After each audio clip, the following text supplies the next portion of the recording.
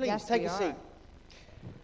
Excellent. Well, in the spirit of interactivity, we thought we would just mix it up a bit. Have you noticed the absence of PowerPoint so far? Isn't it great? And the next session will also have no PowerPoint. Wonderful. Revolutionizing. So, Mitch, you work with NBC on trying to achieve some of these partnerships. And that sounded to me, Katherine, like an open invitation to this room. Nice way to start the festival. Indeed, which is, yes. You're open for business. Yeah. Now, as far as I understand, DirecTV doesn't take advertising. Yeah, no, they do. They do take some advertising. Yes, they do. But in order to get closer to the brand and closer to the content, that deal really worked. Yes, yeah. I mean, I think it's about protecting the assets, and I think that, it's really about that close connection. I think, we've all sort of come at it from this, what I call this top-down view, which is, okay, a show's done, or, oh, I love a series, let me try and get in there. And I think it's really about starting at conception. I think that's really important. And then, of course, as you go through the series, you're going to come up with other advantages. You're going to come up with other ideas. And I think it's, we can all pull away from this, and, we as a media company can decide, well, content's too risky right now, it's too expensive, the audience is too fragmented.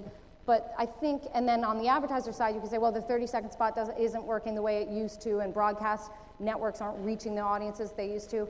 I'm really proposing getting back into it and getting closer to that connection with the content, which really is where, a lot of entertainment began. Yeah, so it's sort of, it's also getting back to that. Mitch, these things take time, though, don't they? The media agencies tend to work quickly.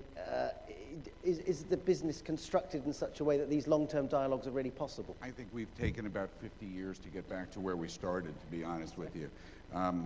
Katherine has this incredible license that she gets to start with concept. She gets to work with great creativity.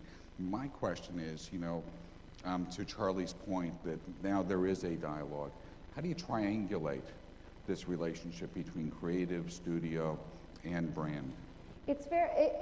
It's not easy. I mean, it all sounds very, Pollyanna to say, let's talk more, let's have a dialogue. But the truth is, it really can happen. It's difficult. You're going against the wave often of the way your company is structured. I find it even in working on shows. It's very difficult. All of the forces are saying, no, you should just do it this way, and here's how we've had success in the past, and this is how a show must be done.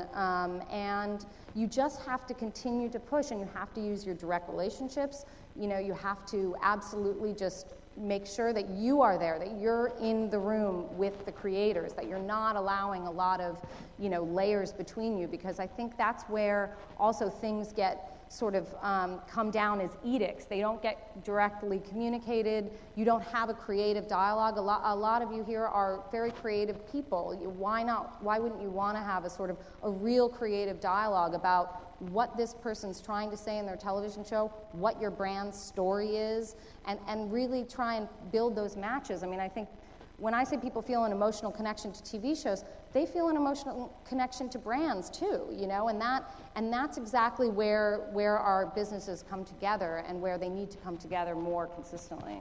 Certainly the hope, the emotional connection with the brand, and you offer up the contextual content possibilities.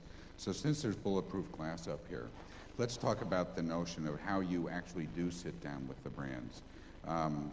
There's been this unfortunate and existent wall that's network sales, studio marketing, digital sales, and then the talent agencies that have caused the transaction to come first. How do you feel about that?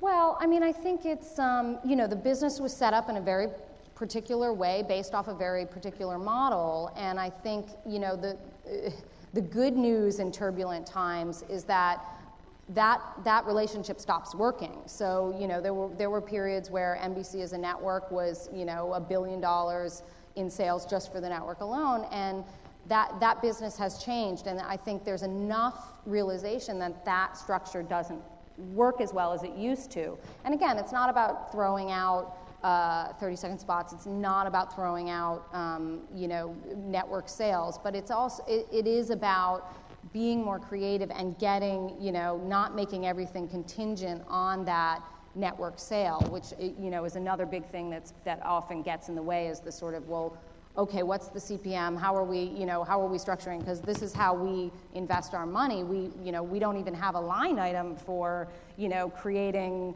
We always talk about the idea of sort of, maybe there's a FedEx guy who's the character in one of these office-based comedies. How do you structure that? What does that look like? You're making it up. You really are making it up. But again, if you stay close to the content, if that show creator says, I just have fallen in love with this character and I must have him at any cost, then you're protected because you are part of that creative hub and they are going to push it and then we are going to be invested in pushing it, and so that's how you got to kind of barrel through a lot of those structures. So a couple of things. We start to look at the development process, which has changed dramatically. You spoke yesterday about how, we're going directly to series. Mm-hmm. No more pilot seasons. I'm going to talk about our friend Ben.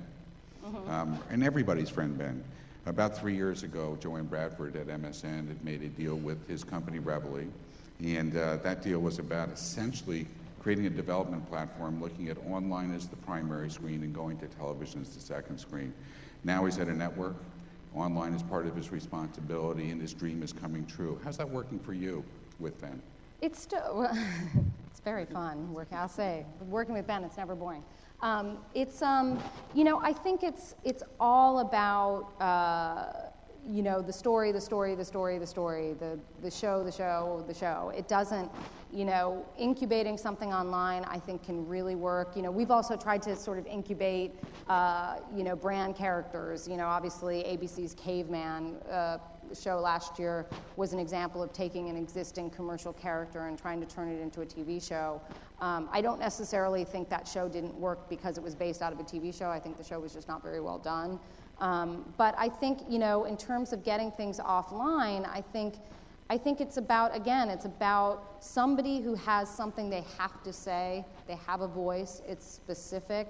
We definitely get a lot of our inspiration at this point offline.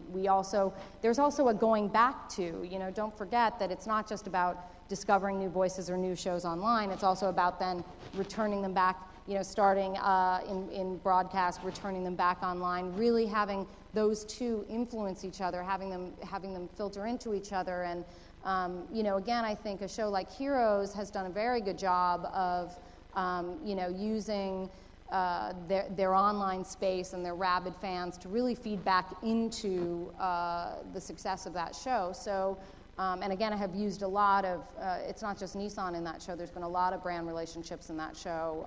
Sprint has been a huge online partner in that show. So it's really, I don't think there's an answer, suddenly all the best new shows are going to have incubated online. Again, I think it's about just looking for the voices, looking for something that resonates with you and taking it from there. Can I just intervene in this discussion and ask some questions on behalf of the audience here, because they really have been coming thick and fast. The heartbeat out there is very interesting. Look at that, we're already talking. And it's interesting to see themes coming through. This makes my job so much easier. I don't have to think of questions anymore. You're all doing it for me. It's absolutely brilliant. One of the issues that's coming from the floor is this issue of protection. Yeah. One question said, Facebook's model is about not protecting, and NBC's model is about protecting. Yeah. And presumably, if you're an advertiser and you're integrated into a show, if you're Ford and you're in Knight Rider, protection's not necessarily within your interests. If it's downloaded illegally onto peer-to-peer sites, that's simply more eyeballs for your brand. So the loose question here is, do you have a comment to make on this issue of protection? It's, I think it really depends also on sort of the life cycle of the show. Heroes is another good example. We really exposed that show online. We were very, we weren't quite protective of it before it premiered because that's an online savvy, die-hard fan base, and we wanted them to sort of give it a nod, to be our voice out there saying the show's good. So we really exposed it. Obviously, at this point now, we really withhold it. And in fact, I think Hulu only has the second season of Heroes. I don't believe they have the first season at this point. It really is a balance in terms of sort of protecting content-wise. I really believe for larger companies to survive that you have to you have to retain somewhat of a brand going into where I think the platforms will change forever. I think for us, you know, we have a real brand. NBC and Universal have a real brand quality. I think it's part of the reason our shows do so well all over the world, because we produce them at a level that very few people do produce, and some of that involves, you know, a lot of money that we spend on them. And so we also protect sort of our brand in the world, because that's really what we're going to have going forward. Once the broadcast network, you know, structure sort of falls away and it really is ultimately about content, we need to retain some sort of differentiation in the marketplace, and that's where our protection in terms of content comes in, you know, in terms of Mitch, thank you, Katherine. Mitch, can I just ask you, if you're advising NBC on some of these arrangements, some of these deals, I have a question about value. It's quite interesting. How do you, if you go to MIP and you sell Knight Rider to another 15 countries, do you go back to Ford and ask for more money? And how does the value proposition work? Mitch, do you want to comment on that? You know, there's no real equation right now. I was just going to ask Katherine about the notion of, you know, there's branded content and there's brand integration. What is it we're really looking for? Certainly the brands are looking for integration, personality, character, brand assets. I think the question gets answered almost after the fact now. We haven't seen enough success in the category of brand integration. If a brand wants to step up and play with the creative and actually make something really significant happen, that's almost more significant than worrying about the business model today. And what I mean is, there's already a media model in place. There's no question there's going to be a transaction, so the big question is, when do you start the process? Right. You know, it's not really about the business model at this point, because the integration model changes from show to show. To your point about Heroes, a new show versus going into the office. And my question is, how do you actually get to understand brand integration from a brand perspective?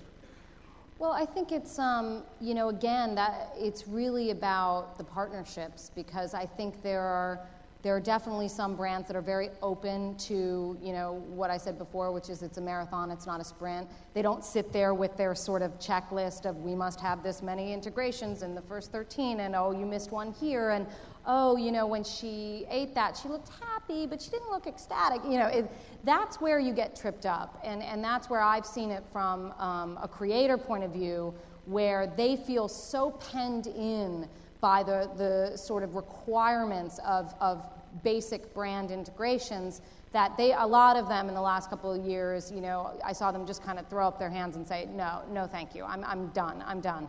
And I think what that has done on the brand side is it has been a little bit of a tutorial, and they have, I will say, they've really come back in a much more, you know, looking at it much more richly, looking at the entire picture of what those relationships can look like. You know, we have a new show coming out that Liberty Mutual is a sponsor. Now, this is exactly what we're talking about, a sort of, you know, coming, you know, branded versus brand integration. Liberty Mutual is an insurance company, and they are going to brand. They're going to brand one of our new shows, and you know, it's a very big, sprawling show. There's absolutely, you know, adultery in it. There is, you know, people getting drunk in it, and they're okay with it, because the ultimate idea behind the show is responsibility and is bravery and is honor. So, you know, they're taking a very big picture look at what the show is trying to say, as opposed to getting tripped up in every little detail of, well, he wasn't so good there, I wish he had been a little nicer there. You know, again, you've got to, you know, when you come at it from a brand perspective, you really have to be open to it. You know, again, and it's just because I work really closely with Heroes, I keep sort of harping on the same example, but you know, Nissan was very understanding about, you know, the car at some point gets stolen, and, you know, they weren't like, oh, but our cars shouldn't never be stolen. You know, you've got to have a real global look in terms of the entire series and the entire relationship, and that's incredibly important to integrations.